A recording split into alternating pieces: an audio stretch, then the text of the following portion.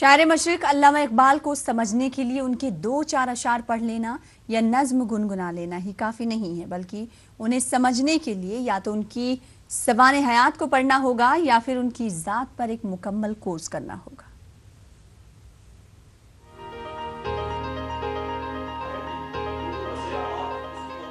بھیونٹی میں کوکن مسلم education society کے زیر اہتمام رئیس اسکول میں علامہ اقبال سرٹیفکیٹ کورس شروع کیا گیا۔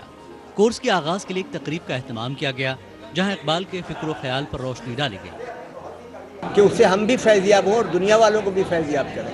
ہم جو حاصل کرتے ہیں اس کو دنیا والوں تک پہنچانے کی کوشش کریں۔ جب عشق سکھاتا ہے آداب خدا گاہی، کھلتے ہیں غلاموں پر اسرار شہنشاہی۔ 13 لیکچرز کا سلسلہ تھا، یہ اس سلسلے کا 13واں لیکچر ہے۔ اقبال کے کلام کے جتنے پہلو ہیں ان کو ان 13 لیکچرز میں سمیٹنے کی کوشش کی۔ تعارف اقبال کورس میں داخلہ لینے والے طلباء نے اس کورس کو اہل اردو کے لیے ضروری قرار دیا۔